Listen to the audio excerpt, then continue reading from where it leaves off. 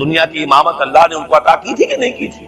اگر تو اس کے مطابق عمل ہے تو ان سے زیادہ اللہ کو محبوب کوئی نہیں، اور اگر طرز عمل برعکس ہو جائے، کہے کچھ اور کرے کچھ اور، کہیں یہ کہ قرآن پر ہمارا ایمان ہے اور اس کے قانون کو نافذ نہ کرے، کہیں یہ کہ ہماری تو محبوب ترین شخصیت محمد ہے اور ان کی سنت کے اوپر عمل نہ کرے صلی اللہ علیہ وسلم، قرآن نے جس شے کو حرام کیا ہے اس پر اس کا استعمال کر رہے ہیں۔ اگر طرز عمل یہ ہو اور یہ طرز عمل اس حد کو پہنچ جائے کہ دنیا تانے دے یہ مسلمان، کہاں اسلام دنیا میں ہمیں دکھاؤ، کہاں اسلام؟ یہ مسلمان کیا اسلام پر کاربند ہے؟ جارج برنارڈ شاہ نے کہا تھا کہ میں جب قرآن پڑھتا ہوں تو محسوس کرتا ہوں اس سے بہتر کتاب کوئی ممکن نہیں، لیکن جب مسلمانوں کو دیکھتا ہوں تو محسوس کرتا ہوں ان سے زیادہ ذلیل قوم دنیا میں کوئی نہیں۔ یہ کنٹراسٹ ہے جو ہم اپنے وجود سے پیش کر رہے ہیں۔ کیا اس کی وجہ سے لوگ اسلام کی طرف راغب ہوں گے یا اسلام سے متنفر ہوں گے؟ کیا ہمارا منہ ہوتا ہے ہم باہر جاتے ہیں، اسی لیے ہم تو تبلیغ، میں تو کم سے کم وہاں جا کر جو مسلمان کھوئی ہوئی بھیڑیں ہیں امت محمد صلی اللہ علیہ وسلم کی، انہی کو ریکلیم کرنے کی کوشش کرتا ہوں، جیسے کہ حضرت مسیح نے کہا تھا میں تو بنی اسرائیل کے گھرانے کی کھوئی ہوئی بھیڑوں کی تلاش میں آیا ہوں۔ میرا منہ نہیں ہے کہ میں وہاں کسی امریکن سے بات کروں، وہ یہ کہے گا تم اپنا گھر تو سنوارو، فزیشن ہیل تھائی سیلف۔ تم ایک چھوٹا سا ملک نہیں چلا سکتے، تم نے اس کا بیڑا غرق کر کے رکھ دیا ہے، تم نے اسے کورٹ آف وارڈ بنوا دیا ہے IMF کا۔ ہاں یہاں تو گھڑی گھڑی جو ہے قرقمین آتے ہیں IMF کے اور ورلڈ بینک کے قرقی کرنے کے لیے، ہر روز ایک نئی قرقی ہو رہی ہے، ہر روز جو ہے آج پھر گاڑیوں کا کرایہ بڑھ رہا ہے، بجلی کا کرایہ بڑھ، قرقی ہو رہی ہے۔ عوام کے اندر جو بھی راستہ رہ گیا اسے بھی چوسنے کا اور کشید کرنے کے لیے ایک حکومت کو گرا دو، وہ تو بدنام کر دی گئی، دوسری حکومت لے آؤ اس کے ہاتھ میں کچھ کام کروا لو، وہ بدنام ہو جائیں گے تو ان کو بھی ہٹا دینا۔ ان کا کیا کھیل ہے؟ یہ کھیل کھیلتے رہیں گے اور اس میں یہ ہے کہ اپنی قرقیاں کرتے چلے جائیں۔ یہ حال اب کیا میرا منہ ہے کہ میں جا کر وہاں بات کروں؟ تم اپنے گھر کو دیکھو، تم اپنے ملک کو دیکھو، ایک وہ ہے جنہیں تصویر بنا آتی ہے، ایک تم ہو کہ لیا اپنی بھی صورت کو بگاڑ۔ ایک ہی ساتھ تم آزاد ہوئے تھے، ہندو بھی تھے کہ نہیں تھے؟ انہوں نے اس ملک کو بنایا ہے، اپنی معیشت کو، اپنی اکانومی کو اپنی بنیادوں پر، اپنے پاؤں پر، اپنے پیروں پر کھڑا کیا ہے۔ آج جو ہے وہ ایک منی سپر پاور بن چکا ہے، اور وہ کہ ڈرتا تھا پاکستان دو طرف سے ہمیں جو ہے قابو میں کر لے گا۔ پہلے تقریباً 20 برس جو ہیں ہندوستان کے، بھارت کے کانپتے ہوئے گزرے ہیں پاکستان سے، اب 30 برس سے جو صورتحال ہے وہ آپ کو معلوم ہے۔ تو صورت یہ ہے کہ جب کوئی قوم جو امت مسلمہ ہو یہ طرز عمل اختیار کرتی ہے تو عذاب اس پر آتا ہے۔ بڑی کڑوی بات ہے، آج عذاب کفار پر نہیں آ رہا، وہ تو اللہ تعالیٰ ان سے آخرت میں نمٹ لے گا، اور آخرت تو ہے ہمیشہ کی، بڑا تو عذاب تو وہی کا ہے۔ وَلَعَذَابُ الْآخِرَةِ أَكْبَرُ لَوْ كَانُوا يَعْلَمُونَ۔ دنیا میں کفار پر عذاب آتا تھا جب کوئی رسول بھیج دیا جائے، اب رسول آئے گا نہیں، ایک ایکسیپشن ہے وہ بعد میں بتاؤں گا، لیکن اب دنیا میں جو عذاب آتا ہے وہ مسلمان امت پر آتا ہے۔ اب اس کو چونکہ بات بہت کڑوی ہے، تھوڑا سا میں اس کے اندر آپ کے لیے سمجھنا، حلق سے اتارنا اس کڑوی گولی کا آسان کرنا۔ دیکھیے ہم سے پہلے بھی ایک امت مسلمہ تھی کہ نہیں تھی؟ ہماری عمر جو ہے امت مسلمہ کی حیثیت سے ابھی 1400 برس ہوئی ہے، 1417 سن ہجری چل رہا ہے نا، اس میں آپ اور حضور کی بعثت 12 برس اور، تو 1430 برس سمجھیے، اس لیے کہ اس وقت جب سے کہ وحی کا آغاز ہوا ہے، یہ ہماری کل تاریخ ہے، ابھی 1450 برس نہیں ہوئی۔ ہم سے پہلی جو امت تھی 2000 برس تک اسی مقام پر فائز رہی، وہ کون تھے؟ بنی اسرائیل، وہ موسیٰ کے امتی تھے، ہم محمد کے امتی ہیں علی نبینا علیہ الصلوۃ والسلام۔ انہیں تورات دی گئی تھی، ہمیں قرآن دیا گیا ہے۔ نبی ہونے کے اعتبار سے افضل ترین نبی، رسول ہونے کے اعتبار سے اکمل ترین رسول، کتاب ہدایت ہونے کے اعتبار سے جامع ترین کتاب، نوع انسان را پیام آخری حامل او رحمت للعالمین۔ یہ اپنی جگہ تقابل ہے، لیکن ایک اور اعتبار سے دیکھیے، عمر اس کی طویل تھی 2000 برس، ہماری ابھی 1400 برس ہوئی، اور دوسری بات اس امت میں 1400 برس تک کوئی وقت ایسا نہیں گزرا کہ کوئی نبی موجود نہ ہو، سینکڑوں نبی آئے۔ شروع ہوئی ہے 1400 قبل مسیح میں، جب تورات دی گئی حضرت موسیٰ کو، اور آپ کو معلوم ہے اس وقت 2 رسول تھے، موسیٰ بھی اور ہارون بھی علیہ السلام۔ پھر حضور کی حدیث بخاری شریف میں موجود ہے، کانت بنو اسرائیل تسوسہم الانبیاء کلما ہلک نبی خلفہ نبی۔ بنی اسرائیل کی سیاست اور حکومت جو ہے انبیاء کے ہاتھ میں ہوتی تھی. جب بھی کوئی نبی فوت ہوتا تھا دوسرا نبی اس کا قائم مقام، اس کا جانشین ہو جاتا تھا. جیسے داؤد کے بیٹے سلیمان، آخری جو نبی آئے ان کے ہاں وہ حضرت مسیح، اور ان کے ہم عصر حضرت یحییٰ علیہ السلام. تو یوں سمجھیے 2 سے شروع ہوا، 2 پر ختم ہوا. موسیٰ و ہارون، عیسیٰ و یحییٰ، درمیان میں 1400 برس، اور کوئی وقت ایسا نہیں ہے جب کہ کوئی نبی موجود ہو. کیسی امت تھی.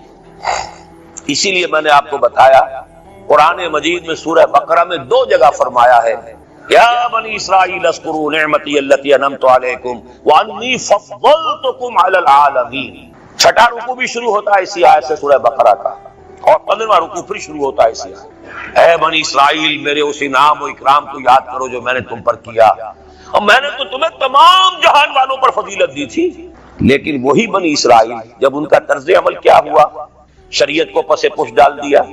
نبذ فریق من الذین اوتوا الکتاب کتاب اللہ وراء ظہورہم مثل الذین حملوا التوراۃ ثم لم يحملوها كمثل الحمار يحمل اسفارا. کتاب سے ناطا توڑ لیا، بس اس کو مقدس کتاب بنا کر رکھ دیا، نہ پڑھنا نہ سمجھنا نہ اس پر عمل کرنا جیسے ہم کرتے ہیں. ایصال ثواب کی محفلوں میں کام آتا ہے، یا بچیوں کو وہ جہیز میں دینے کے کام آتا ہے، یا قرات کی محفلیں ہوتی ہیں، مقابلے ہوتے ہیں. اللہ اللہ خیر سدا قرآن مجید سے ہمارا کیا سروکار رہ گیا ہے. بہایا کشترا کار جزی نیست کہ از یاسین او آسا بمیری.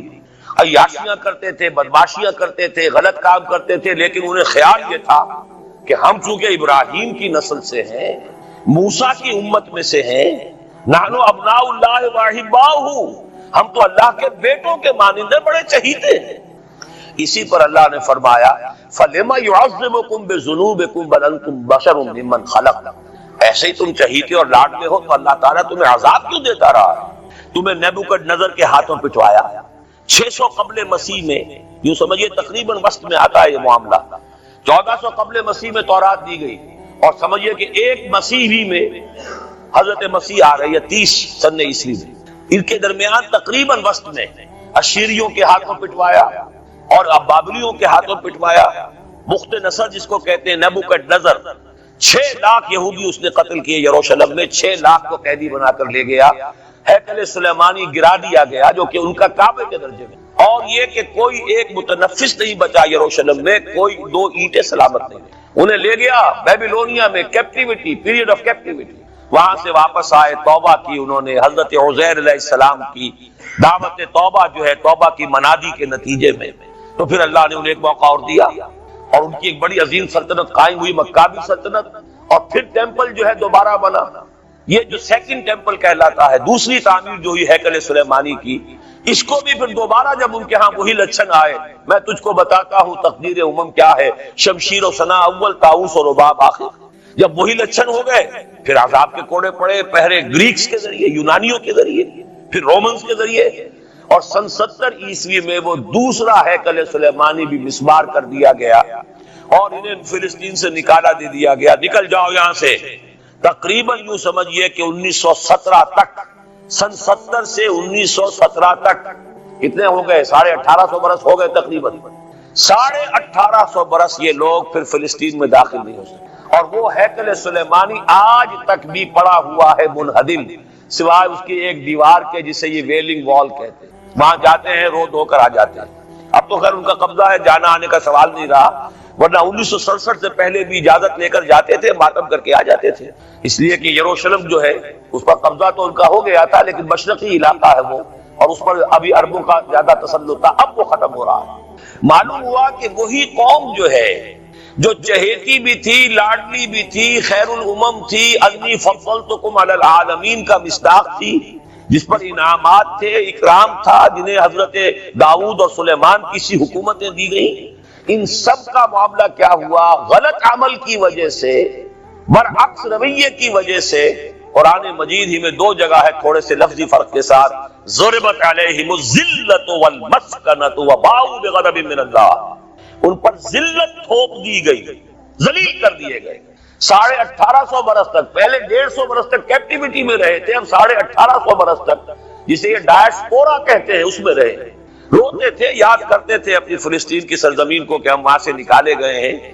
وہ بھی حضرت عمر نے اجازت دی تھی جا کر جبکہ یروشلم جو ہے ہینڈ اوور کیا ہے وہاں کے عیسائیوں نے، حضرت عمر کے حوالے کیا ہے رضی اللہ تعالیٰ عنہ، تو حضرت عمر نے انہیں آ کر زیارت کرنے کی اجازت دی، ورنہ زیارت کی اجازت بھی نہیں تھی، عیسائیوں نے روکا ہوا تھا، نو جیو کوڈ انٹر یروشلم۔ اور وہ جو معاہدہ کیا تھا عیسائیوں نے حضرت عمر سے، یہ ان کی طرف سے شرط تھی کہ آپ یہاں یہودیوں کو آباد ہونے کی اجازت نہیں دیں گے، لیکن کم اینڈ وزٹ، آئیں زیارت کریں اور جائیں، لیکن یہاں آباد نہیں ہوگی۔ یہ قوم جو اونچی تھی، بڑی تھی، فضلتکم علی العالمین تھی، لیکن وہی قوم ضربت علیہم الذلۃ والمسکنۃ وباؤوا بغضب من اللہ کے غضب کو لے کر لوٹے۔ یہ ہے اصل میں وہی معاملہ جو آج ہمارے ساتھ ہے۔ اللہ کا قانون تو غیر جانبدار ہے، وَلَن تَجِدَ لِسُنَّتِ اللَّهِ تَحْوِيلًا وَلَن تَجِدَ لِسُنَّتِ اللَّهِ تَبْدِيلًا۔ اللہ کا قانون قوموں اور امتوں کے لیے بدلتا نہیں، وہی صورت ہے۔ ہمیں بھی کہا گیا کنتم خیر امت اخرجت للناس، تم بہترین امت ہو جسے دنیا والوں کے لیے نکالا گیا ہے۔ تمہارا کام کیا ہے؟ ہم تو جیتے ہیں کہ دنیا میں تیرا نام رہے، کہیں ممکن ہے کہ ساقی نہ رہے جام رہے۔ ہمارا کام تو تھا اس اسلام پر عمل کرے اور دنیا کو دعوت دے، اپنے عمل میں بھی گواہی دے، آؤ دیکھ لو ہم جو کچھ کہہ رہے ہیں یہ تھیوری نہیں ہے، یہ صرف لفاظی نہیں ہے، یہ شاعری نہیں ہے۔ اگر محمد رسول اللہ نے فرمایا صلی اللہ علیہ وسلم سید القوم خادمہم، آؤ دیکھ لو مدینے میں ہمارا خلیفہ عمر فاروق خادم ہے کہ نہیں ہے؟ کیا کوئی بادشاہ ہے؟ کیا اس نے کوئی محل بنایا ہے؟ کیا اس کے لیے کوئی خدم و حشم ہے؟ کیا اس کے لیے کوئی باڈی گارڈ ہے؟ کچھ بھی نہیں۔ جیسی جھونپڑیاں دوسروں کی ہیں ویسی جھونپڑا اس کا ہے، جیسے پیبند لگے ہوئے کپڑے دوسروں کے ہیں بلکہ دوسروں کے بہتر بھی ہوں گے، اس کے کپڑوں میں پیبند لگا ہوا ہے، اس کے نام سے قیصر و کسریٰ کے درباروں میں لرزہ ہے، لیکن اس کی سادگی کا عالم یہ، آؤ دیکھو، see with your own eyes, come here, see it۔ یہ اگر ہم کرتے اور کر سکتے، جب تک کرتے رہے تو ہم سے اونچا کوئی نہیں، اللہ کا ہم سے بڑھ کر محبوب کوئی نہیں، ہم سے زیادہ امت مرحومہ اور کوئی نہیں۔ لیکن جب ہم نے برعکس روش اختیار کی تو کیا ہوا؟ جیسے انہیں پٹوایا گیا تھا ایشورینز کے ہاتھوں، ہمیں پٹوایا گیا سب سے پہلے جو صلیبیوں کے ہاتھوں، کروسیڈرز۔ کئی لاکھ مسلمان قتل ہوا کروسیڈز کے اندر۔ جب پہلی مرتبہ عیسائیوں نے قبضہ کیا یروشلم پر، تقریباً 90 برس 88 برس عیسائیوں کے قبضے میں رہا ہے، اب وہ دوبارہ چلا گیا یہودیوں کے قبضے میں۔ اس وقت جو ہے اتنا قتل عام ہوا تھا عربوں کا اور مسلمانوں کا یروشلم میں کہ جب فاتحین کے گھوڑے داخل ہوئے ہیں شہر کے اندر تو گلیوں کے اندر ان کے گھٹنوں تک خون کی نہر بہ رہی تھی۔ اس کے بعد آیا فتنہ تاتار، کروڑوں مسلمان قتل ہوئے، یہ لاکھوں کی بات نہیں، کروڑوں مسلمان۔ پورا روسی ترکستان کا علاقہ ختم ہوا، افغانستان ختم ہوا، ایران ختم ہوا، عراق ختم ہوا، 4 عظیم مملکت، اور آخری خلیفہ بنو عباس کا وہ کھسیٹ کر نکالا گیا اپنے محل سے، مستعصم باللہ۔ ویسے تو نسل تو حضور کے چچا کی نسل سے تھا، عباسی تھا، حضرت عباس رضی اللہ تعالی عنہ کی نسل سے ہے، مستعصم باللہ، لیکن اس کو گھسیٹ کر نکالا گیا ایک جانور کی کھال کے اندر لپیٹ کر، اور تاتاریوں نے اپنے گھوڑوں کے سنوں تلے اسے کچل دیا۔ وہ دن اور آج کا دن پھر امت مسلمہ کی قیادت عربوں سے چھین لی۔ اس کے بعد اللہ نے پھر کرم فرمایا، پھر کچھ اولیاء اللہ کے ذریعے سے، کچھ صوفیاء کے ذریعے سے اتنا بڑا معجزہ ہو گیا، جیسا کہ حضرت عزیر علیہ السلام کے ذریعے سے ہوا تھا کہ یہود میں دوبارہ انابت اللہ، توبہ کا جذبہ پیدا ہو گیا۔ ایسے ہی کچھ صوفیاء کرام کے ذریعے سے، نیک لوگوں کے ذریعے سے، اللہ والوں کے ذریعے سے، وہی تاتاری جنہوں نے کروڑوں مسلمانوں کو قتل کیا تھا خود مسلمان ہو گئے۔ ہے آیا فتنہ تاتار کے افسانے سے، پاسباں مل گئے کعبے کو صنم خانے سے۔ پھر غلبہ ہوا، پھر ترکوں کی عظیم حکومتیں قائم ہوئی، ترکان تیموری، Terken Usmani, Terken Seljuqi, Terken صفوی۔ عرب کو معذور ہو گئے تھے، لیکن ترکوں کی زیر قیادت پھر گریٹ آٹومان امپائر میں قائم ہوئی۔ اس کے بعد پھر جب وہ ترکوں کے اندر بھی وہی بادشاہت، وہی عیاشیاں، وہی محل بن رہے ہیں، وہی جو ہے توپ کاپی محل جا کر دیکھ لیجئے، وہی عیاشیاں شروع ہو گئی، وہی اللے تللے ہو گئے، وہی ظلم شروع ہو گئے، تو پھر اللہ نے دوبارہ پھر ہمیں یورپی اقوام کے ہاتھوں ذلیل کیا، کہیں انگریزوں کے غلام، کہیں فرانسیسیوں کے غلام، کہیں اطالویوں کے غلام، کہیں ولندیزیوں کے غلام۔ پورا عالم اسلام اس صدی کے آغاز میں، پہلی جنگ عظیم کے بعد، پورا عالم اسلام غلامی میں تھا، سوائے نجد کا ایک علاقہ تھا۔ یہ نجد میں ابھی تیل برآمد نہیں ہوا تھا، ورنہ سب سے پہلے پنجے وہاں گڑتے ہیں، وہاں ریت میں جا کے لینا کیا تھا، باقی تو یہ ہندوستان غلام ہے، انڈونیشیا غلام ہے، سب کے سب یہ جاوا سماٹرا چلتے جائیے سب غلام ہیں۔ اس کے بعد ایران چاہے براہ راست غلامی نہیں تھی لیکن انگریزوں کے انتداب میں تھا، کنٹرول انہی کا تھا۔ عراق پر انگریزوں کا کنٹرول تھا۔ اسی طریقے سے یہ ساری جو عرب مملکتیں ہیں یہ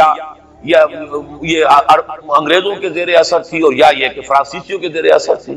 شمالی افریقہ یا فرانسیسیوں کا تھا یا اسپین کا تھا، اور یا یہ کہ اطالویوں کا تھا لیبیا۔ یہ حال ہمارا ہوا۔ یہ ہے اصل سبب اور یہ ہے معاملہ جس میں اب میں آخری بات اس موضوع پر کہہ دینا چاہتا ہوں۔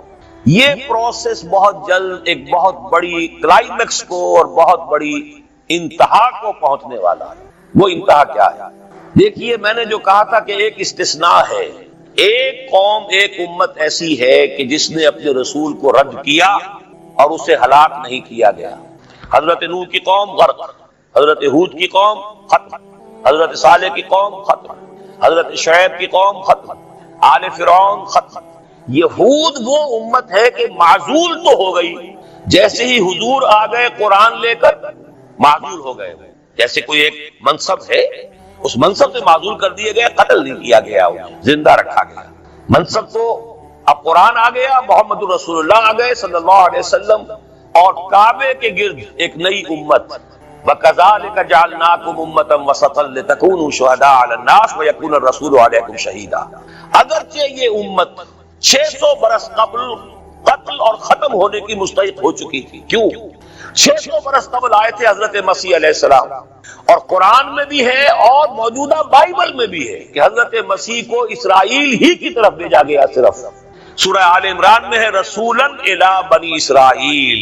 یہ تو صرف محمد رسول اللہ صلی اللہ علیہ وسلم ہے جنہیں پورے عالم انسانیت کی طرف بھیجا گیا، کوئی اور رسول تمام انسانوں کے لیے مبعوث نہیں ہوا۔ اور ابھی بائبل میں موجود ہے کہ میں صرف اسرائیل کے گھرانے کی کھوئی ہوئی بھیڑوں کی تلاش میں آیا ہوں۔ اسی لیے میں نے کہا تھا میں بھی امریکہ وغیرہ جاتا ہوں تو یہ اپنے پاکستانی ہندوستانی بھائی جو ہیں، یہ کھوئی ہوئی بھیڑیں وہاں جا کر جو ہیں وہ گم ہو گئی ہیں، ان گم شدہ بھیڑوں کی تلاش۔ تو اس کو اچھی طرح سمجھ لیجئے، حضرت مسیح کی بعثت تھی بنی اسرائیل کی طرف، اور بنی اسرائیل نے نہ صرف یہ کہ ان کو مانا نہیں بلکہ الٹا اپنے بس پڑتے سولی پر چڑھا دیا، اپنے بس پڑتے۔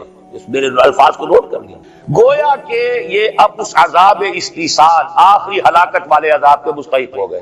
لیکن یہ پوری انبیاء اور رسل کی تاریخ میں ایک استثناء ہے کہ اس میں جیسے آج کل ہم کہتے ہیں ججمنٹ ریزرو، حضرت مسیح کو اللہ نے زندہ اٹھا لیا، یہود کے اوپر لعنت تو کر دی، ختم نہیں کیا۔ سمجھ رہے میری بات کو؟ سن 70 سے ان پر عذاب آیا، حضرت مسیح سن 33 عیسوی میں اٹھائے گئے۔ سن 70 میں عذاب آ گیا ٹائٹس رومی کے ہاتھوں، وہ ہیکل سلیمانی بھی پھر دوبارہ گر گیا اور انہیں نکال دیا گیا ڈائسپورا سن 70 سے، لیکن ختم نہیں کیا گیا۔ یہ استثناء ہوا ہے، کیوں ہوا ہے؟ یہ بات پھر دوسری میری آج کی گفتگو میں بڑی کڑوی بات ہے، بہت کڑوی بات ہے۔ یہ جو دوسری امت جو جس سے کہ میں اور آپ ہیں، اور جو بہترین امت ہے، کنتم خیر امت، یہ جب طرز عمل وہی اختیار کرے گی جو یہودیوں نے کیا تھا، ان کو سزا ان ملعونوں کے ہاتھوں دلوائی جائے گی۔ بات سمجھ لیجئے میری۔ آپ کو معلوم ہے پھانسی کا پھندا کون ڈالتا ہے؟ چوڑا۔ اور ہندوستان میں مجھے بتایا مولانا امین حسن اسلائی صاحب نے، وہ مشرقی یوپی سے ان کا تعلق ہے، اعظم گڑھ سے، کہ ہمارے علاقے میں یہ رواج تھا کہ اگر کوئی راجپوت شخص کوئی بہت گھناؤنا کوئی کام کرتا تھا تو اس کو جوتے لگواتے تھے چمار کے ہاتھ۔ راجپوت کے سر پر راجپوت کا جوتا پڑا تو چلیے جوتا تو ہے لیکن ہے تو راجپوت کا، لیکن جب راجپوت کے سر پر چمار کا جوتا پڑتا تھا، جسے انگریزی میں ہم کہتے ہیں to add insult to injury, ایک تو تکلیف ہو رہی ہے جوتے کی اور ایک انسلٹ ہو رہی ہے کہ چمار کا جوتا ہے، تو یہ گویا کہ بدترین سزا ہو گئی۔ یہ امت جتنی اونچی ہے، جس کے رتبے ہے سوا، اس کی سوا مشکل ہے، جس کا مقام بلند ہے، اسی اعتبار سے ان کو پھر سزا بھی سخت ملتی ہے۔ صاف فرما دیا اللہ تعالیٰ نے سورہ احزاب میں، اے نبی کی بیویوں تم عام لوگوں کی طرح نہیں ہو، لستم کاحد من النساء، لستن کاحد من النساء، اگر تم نے کوئی غلط حرکت کی دوہرا ثواب جو عذاب ملے گا۔ اور بات صحیح ہے، جن کے رتبے ہیں سوا ان کی سوا مشکل ہے۔ اس امت کو عذاب کے کوڑے مارنے والی قوم وہ ملعون اور مغضوب علیہم قوم ہے، جس کے لیے قرآن مجید 2 دفعہ کہتا ہے ضربت علیہم الذلۃ والمسکنۃ وباءوا بغضب، اور یہ کوڑے بہت زبردست شکل میں ابھی آنے والے ہیں۔ میری بات اب آپ نے سمجھ لی؟ کیوں رکھا گیا یہود کو؟ یہ جلاد کیوں سنبھال کے رکھے گئے؟ انہیں بھی سزا دی گئی. اس صدی میں بھی ہٹلر کے ہاتھوں میں بھی 6 ملین 60 لاکھ اس نے ختم کیے. ان پر تو سزا کا سلسلہ چلتا رہا، ایکسٹرمینیٹ نہیں کیا، ختم نہیں کیا، باقی رکھا ہے. اس لیے کہ ان کو کوڑا بنا کر امت مسلمہ کی پیٹھ پر مارنا ہے کہ تمہارا رتبہ، تم محمد کے امتی صلی اللہ علیہ وسلم، ہمارے آخری رسول، ہمارے اکمل رسول، ہمارے خاتم النبیین، خیر البشر، اور ان کی امت ہو کر تمہارا حال یہ ہے. تو تم سزا کے مستحق جو ہو، وہ سزا ہے کہ جو اچھی طرح سمجھ لیجئے ہماری حال جو اس صدی کے آخر میں شروع میں ہوا تھا کہ تمام مسلمان غلام، اس غلامی کے اوپر جو مزید کوڑا تیار ہوا 1917 میں بالفور ڈیکلریشن کے ذریعے سے برطانیہ نے اجازت دے دی کہ یہودی آ سکتے ہیں، اب فلسطین میں آ کر آباد ہو سکتے ہیں، وہ مکان خرید سکتے ہیں، جائیداد خرید سکتے ہیں، زمینیں خرید سکتے ہیں. 1971 اس پر اندیشہ تھا کہ کہیں اگر خلیفہ عثمانی نے جہاد کا اعلان کر دیا، اس لیے کہ سلطان عبد الحمید کو بڑی سے بڑی رشوتیں پیش کر کے دیکھ لیا تھا انہوں نے کہ یہ جو ہمارے اوپر پابندی ہے کہ ہم فلسطین میں آباد نہیں ہو سکتے، جو کہو ہم تمہیں دولت دینے کو تیار ہے، یہ پابندی ختم کر دو. سلطان عبد الحمید ویسے جو بھی کچھ تھے چھوڑ دیجئے، لیکن یہ کہ اس نے کہا کہ جو معاہدہ عمر نے کیا تھا رضی اللہ تعالی عنہ، میں پیچھے نہیں جاؤں گا. لہذا خلافت ختم کروا دی، اور کروائی کس کے ہاتھوں؟ ایک مسلمان کے ہاتھوں. اس لیے کہ فری میسن تھا مصطفیٰ کمال پاشا، فری میسن. یہ سب یہودیوں کے ادارے. چاک کر دی ترک نادا نے خلافت کی خبا، سادگی اپنوں کی دیکھ، اوروں کی عیاری بھی دیکھ. ہندوستان میں ہنگامہ چل رہا ہے، تحریک چل رہی ہے، مسلمان ہجرت کر رہے ہیں اور سب کچھ ہو رہا ہے، اور ہندو بھی شامل ہو رہے ہیں خلافت کی تحریک میں. لیکن اب مدعی سست گواہ چست. جب مصطفیٰ کمال نے خود ختم کر دی تو سب پانی پڑ گیا آگ کے اوپر. اب کیا بولیں، کس کو برا کریں؟ اس کے بعد 1948 میں ان کی ریاست قائم ہو گئی اسرائیل. کتنے برس بعد؟ ریاست تو خیر اس وقت بھی ان کی نہیں تھی جبکہ ٹائٹس نے ختم کیا ہے، وہ تو بہت پہلے کی بات تھی. تقریباً 2000 سال بعد اسرائیل 1967 میں جنگ کروائی، اور یہ بالکل صدام کی طرح کا مسئلہ تھا. 1967 کی جنگ میں ایک سازش تھی. انہوں نے بطور مہرہ استعمال کیا جمال عبد الناصر سے، جس نے اچانک جو ہے ایلات کی بندرگاہ کو بلاک کر دیا 1967. اس پر جھپٹا مارا ہے اسرائیل نے. ادھر سے سینائی لے لیا، ادھر سے گولان ہائٹس لے لیے، ادھر سے جو ہے West Bank of Jerusalem, West Bank of Jordan لے لیا. یہ 67 کی بات ہے. پھر عالم عرب میں ایک ملک ذرا نکلنے لگا تھا کہ شاید ایک کے پاس پیسہ بہت تھا، لیبیا کے پاس، وہ مدد کر سکتا تھا کسی مسلمان ملک کی کہ وہ ایٹم بم بنا لے. 2 ملک ایسے تھے، ایک غیر عرب، ایک عرب. عراقیوں کے پاس کچھ صلاحیت معلوم ہو رہی تھی کہ کچھ دانت شاید نکل آئیں، جیسے دودھ کے دانت ہوتے ہیں تو شاید ایٹمی دانت نکل آئیں. وہ برکس ان کا نکالا ہے. ایک دفعہ جا کر آپ کو یاد ہوگا ہوائی جہاز گئے اور سب تک تہز نہز کر کے آ گئے، اور وہ سخت جان قوم نکلی، انہوں نے پھر کچھ بنا لیا. تو پھر وہی 100 دام جال، پھر وہ 100 دام جو ہے جال کی شکل بچھا کر، اور جو پھنسایا ہے تو اگلا پچھلا کھایا پیا سارا اگلوا لیا. نتیجہ کیا نکلا؟ جنگ خلیج کے بعد اب عالم عرب پورا کا پورا اسرائیل کے سامنے سرنگوں ہے. وہ شاہ حسن ہو یا شاہ حسین ہو، کچھ تو پہلے ہی اپنے تھے، چاہے شاہ فہد ہو اور چاہے حسنی مبارک ہو. اب رہ کون گیا؟ اس سے بڑی ذلت کوئی ہے؟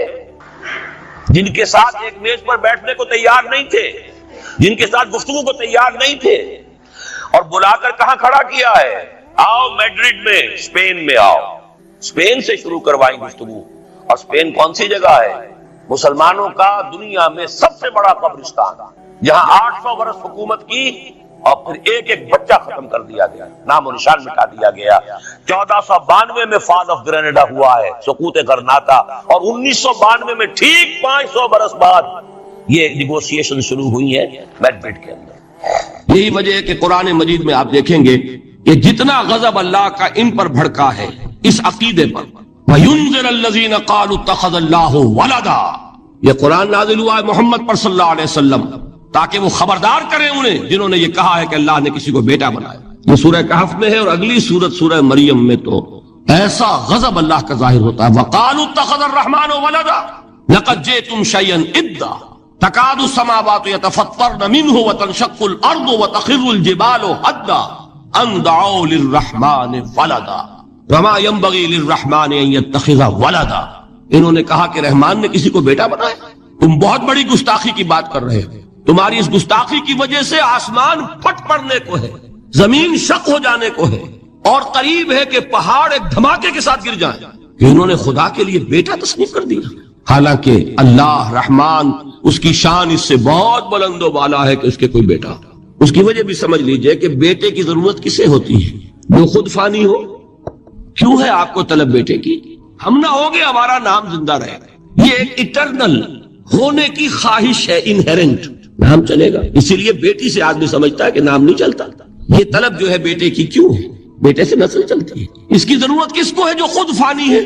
وما ينبغي للرحمن ان يتخذ ولدا, جو خود باقی ہے ہمیشہ کے لیے, اس کو کوئی احتیاج. تو آپ نے بات سمجھ لی. میں بہت مختصر بات کروں گا. اسی طریقے سے حضرت ابراہیم کی نسل سے تھے جو مکے کے لوگ اور عرب کے لوگ, بنی اسماعیل.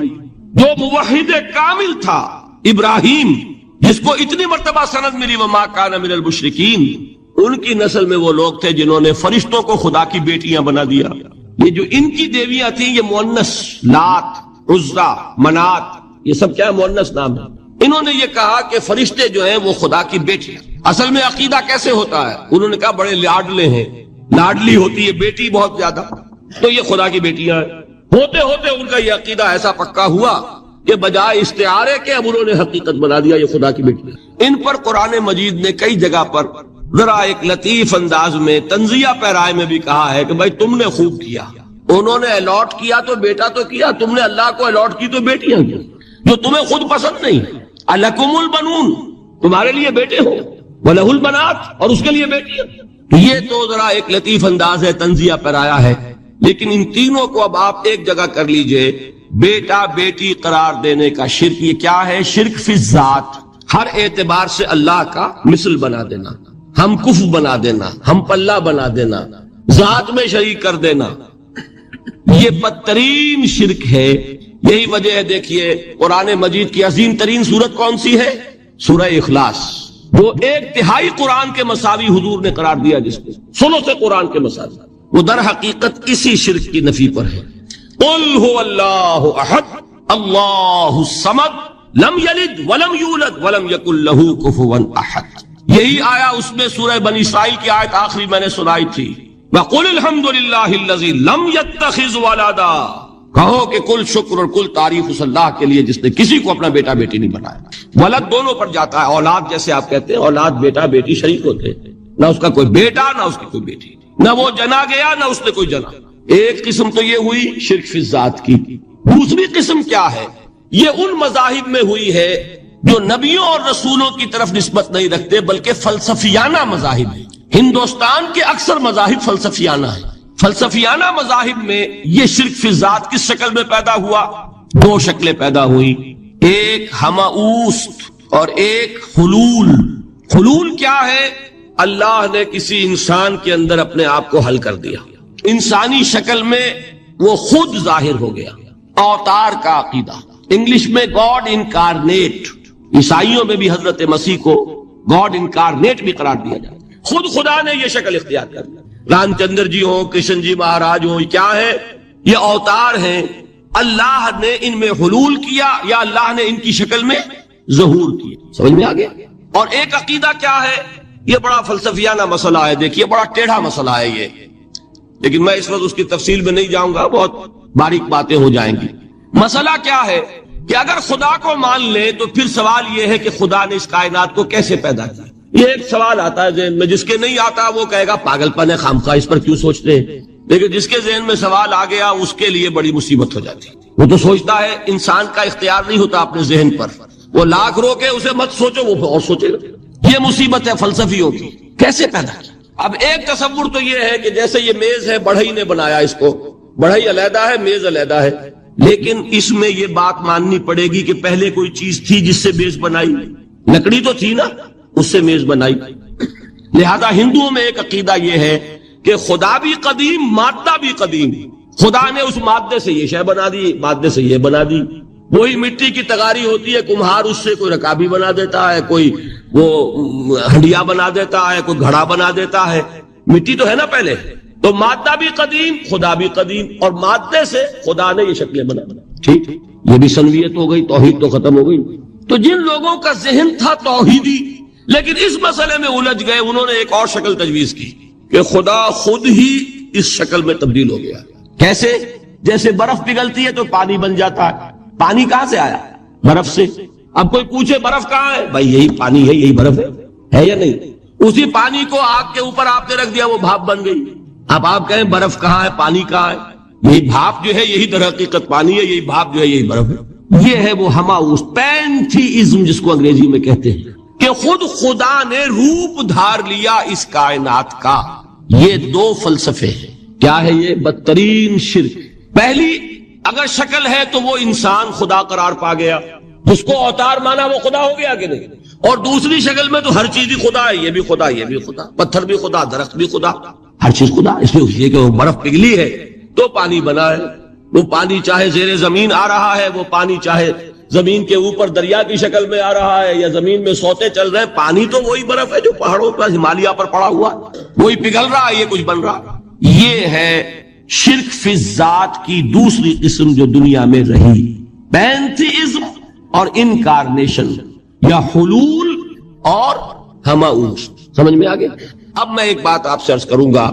اللہ کا اس امت پر بہت بڑا فضل ہے جس کا آپ کو شکر ادا کرنا چاہیے. اس نوع کے شرک سے یہ امت 15ویں صدی شروع ہو جانے کے باوجود تاحال بحیثیت مجموعی محفوظ ہے. میں نے بحیثیت مجموعی کہا ہے. کوئی افراد یا عوام الناس یا جوہلاء یا شعراء یا نعت گو وہ مبالغہ آرائی میں کوئی بات کہہ دیتے ہوں تو وہ علیحدہ بات ہے. لیکن مسلمانوں میں کوئی مستند فرقہ اور اس کے جو مستند عقائد ہیں ان میں الحمدللہ آج تک ایسی کوئی چیز شامل نہیں. اس کا جب آپ تقابل کریں گے نا، آپ کا کیا خیال ہے عیسائیوں کو حضرت مسیح سے کتنی محبت تھی؟ اس کا تقابل کیجئے جو محبت مسلمانوں کو رہی حضور کے ساتھ. عیسائیوں کی محبت عشر عشیر نہیں بنے گی. اس محبت کے باوجود کہ ہمیں 10 گنا 100 گنا 1000 گنا زیادہ محبت ہے حضور کے ساتھ، لیکن دیکھیے کہ انہوں نے خدا کا بیٹا بنا دیا. یہاں کسی نے حضور کے بارے میں یہ بات آج تک کہی؟ یہ بہت بڑا کنٹراسٹ ہے نا. یہ در حقیقت عقیدت اور محبت کا غلو ہوتا ہے. تو عقیدت اور محبت کی کمی تو یہاں بھی نہیں، الحمدللہ ان سے زائد ہے. لیکن الحمدللہ ثم الحمدللہ ثم الحمدللہ خدا کا بیٹا تو کسی نے نہیں بنایا. اچھا میں ایک اور کنٹراسٹ آپ کو دکھاتا ہوں تاکہ آپ اللہ کا شکر کریں. حضرت علی کی کیا نسبت ہے حضور کے ساتھ؟ نبی اور امتی. حضرت علی کو خدا کہنے والے پیدا ہوئے کہ نہیں؟ بتائیے نا. کیا وجہ ہے کہ علی کو خدا کہنے والے پیدا ہوئے لیکن محمد کو خدا کہنے والا پیدا نہیں ہوئے صلی اللہ علیہ وسلم رضی اللہ تعالی عنہ؟ بہت اہم بات ہے، غور کیجئے گا اس میں. حالانکہ حضرت علی کا رتبہ کہاں، حضور کا کہاں. آج بھی آپ دیکھیے آپ کے جاہل عوام کے زبان پر نعرہ یا علی مدد کا ہوتا ہے، یا محمد مدد کسی نے کہا آج تک؟ یہ یا محمد لکھنے کے کام آتا ہے صرف.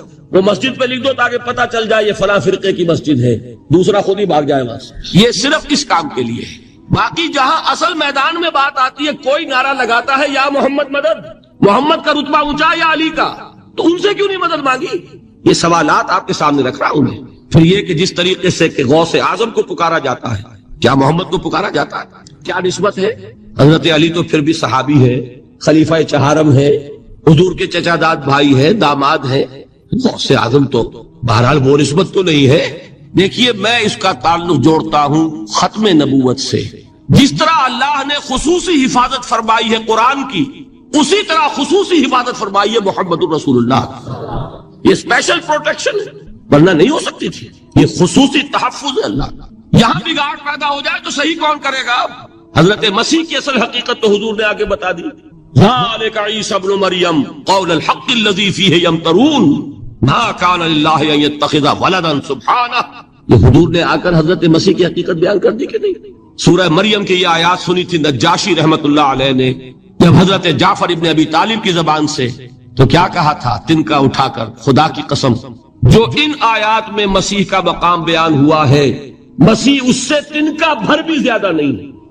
لیکن اگر محمد الرسول اللہ کو خدا کا بیٹا بنا دیا گیا ہوتا یا خدا بنا دیا گیا ہوتا تو کون آتا اس کی اصلاح کا؟ جیسے قرآن مجید کا تحفظ ہے ایسے ہی محمد الرسول اللہ کا تحفظ ہے۔ وہ تحفظ ہوا کیسے ہے؟